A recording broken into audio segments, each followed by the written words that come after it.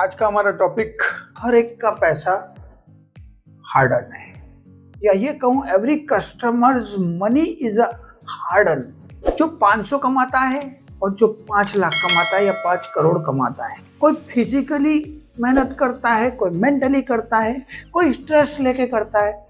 तो मेहनत सभी करते हैं, अब कम ज़्यादा सब नसीब की बात है, लेकिन मेहनत सभी करते हैं। घर बैठे किसी को पैसा नहीं आता है, इसलिए हमारा माइंडसेट यही होना चाहिए, उसका पैसा है, क्लाइंट का पैसा है, यस उसी का है। अब चाहे वो बिलियनर है, बिलियनर अपने को क्या करना है, अपने को ट्रांजैक्शन करना, अपना ब्रोकरेज लेना, निकलना है, और क्या। बस एक सबसे बड़ी बात है कि हर एक आदमी का, हर एक परिवार का, फैमिली का, बंदे का ये होता है कि मेरा अपना घर हो।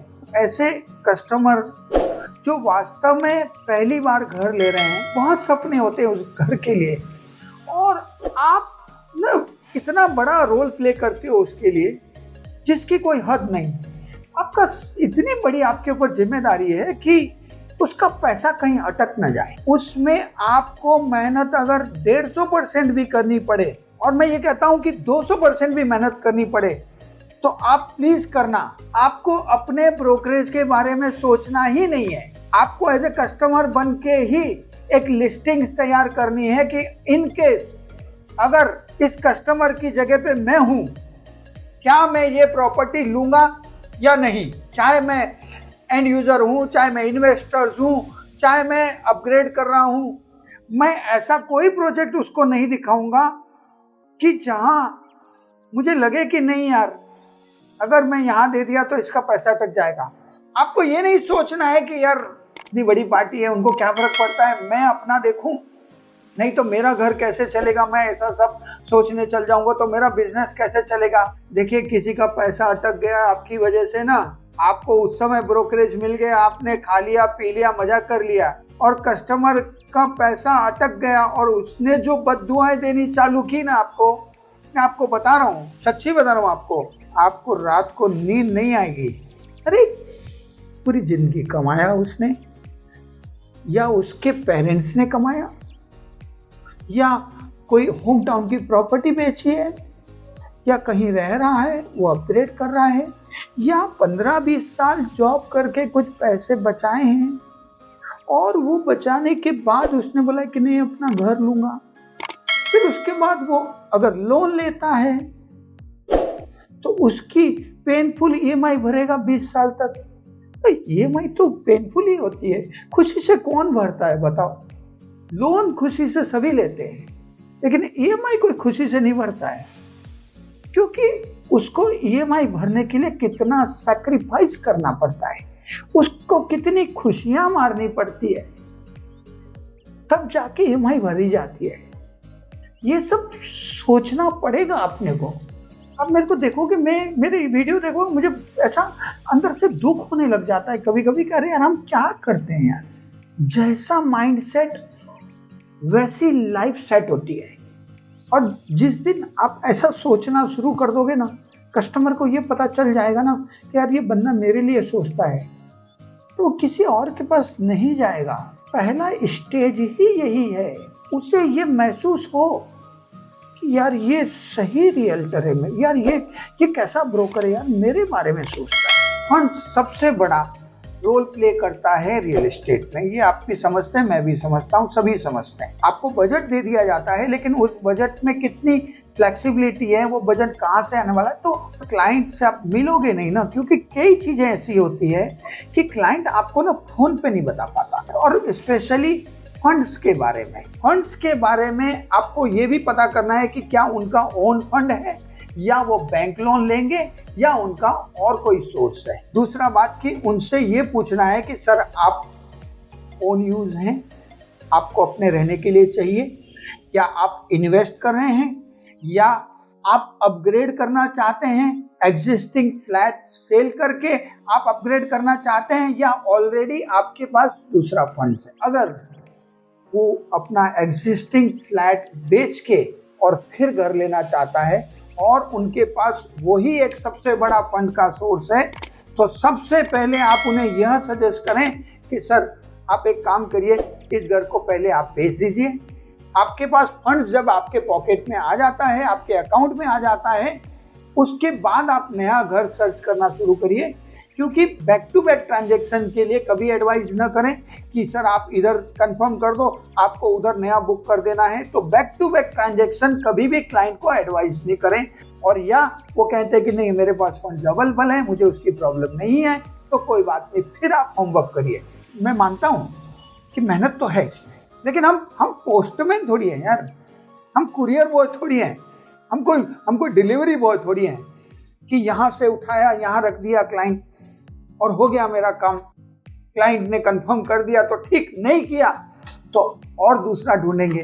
भले ही वो आपके साथ नहीं लेगा, लेकिन ये तय है आप इस सिस्टम से काम करोगे तो आज नहीं तो कल जब भी लेगा ना, वो आपको यही बोलेगा कि ठीक है अभी तो हम ये नहीं ले सकते हैं या कोई इश्यूज है, या आप मिलोगे तो सब पता चल जाएगा आपको, और डेफिनेटली वो नेक्स्ट टाइम आपको कॉल करेंगे। तो आप खाली कमीशन एजेंट मत बनिए, आप रियल एस्टेट को सीखिए, करेक्ट इंफॉर्मेशन कलेक्ट करिए। करेक्ट इंफॉर्मेशन से आपका नॉलेज बढ़ेगा तो आपका कॉन्फिडेंस बढ़ेगा। अब कॉन्फिडेंस को ज़्यादा बूस्ट करने का यही तरीका है और शॉर्टकट तरीका है कि आप ट्रांसपेरेंसी से बिजनेस करें। आपको सबसे पहले ना पर्सनालिटी बिल्ड करनी है। आपको उस कस्टमर के साथ एक 1-to-1 होना है, उसको ये भरोसा दिलाना है कि ये बंदा मुझे घर देगा। ये पहली ही कन्वर्सेशन में उसके साथ आपके फ्रेंडली रिलेशन हो जाने चाहिए। मैं जब भी लूंगा यार इससे लूंगा, आज नहीं ले पा रहा हूं लेकिन जब भी लूंगा इससे लूंगा।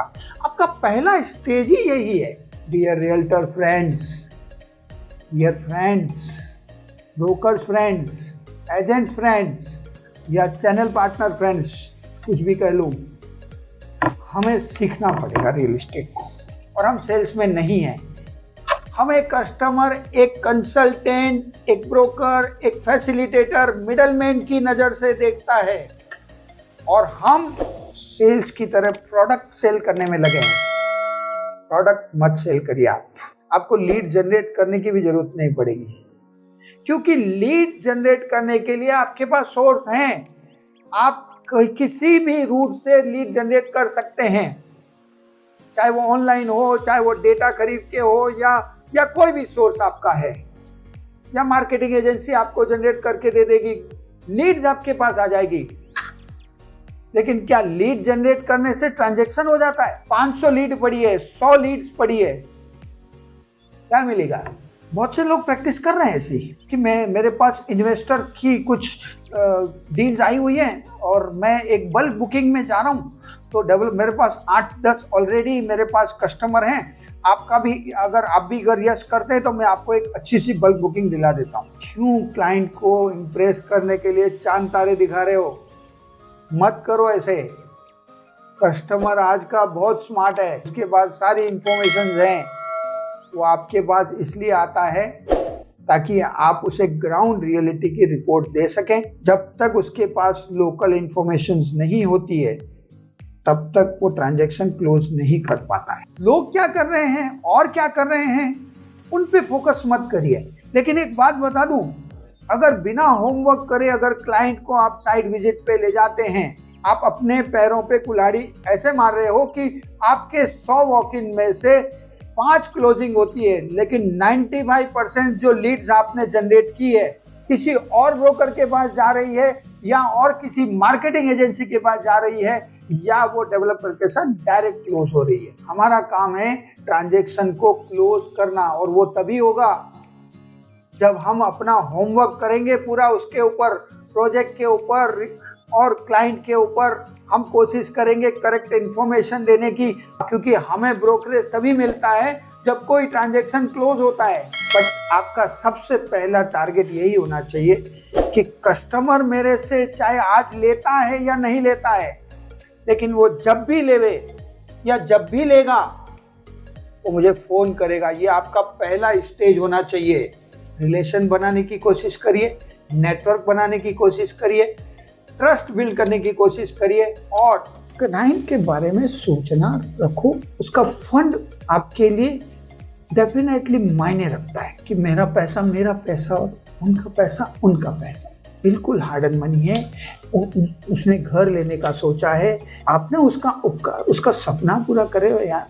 माइंडसेट वैसा रखो, जैसा बेस रखोगे वैसा आपका बिजनेस होगा, वैसा क्लाइंट आपका जाएगा। अब अपना अगला पॉइंट है, या कहूं अगला टॉपिक जो है वो है नो डिस्काउंट्स और बोलूं no passbacks on your hard earn brokerage. Repeat करूं, किसी तरह का कोई डिस्काउंट या पासबैक्स अपने हार्ड अर्न ब्रोकरेज पे नहीं देना है।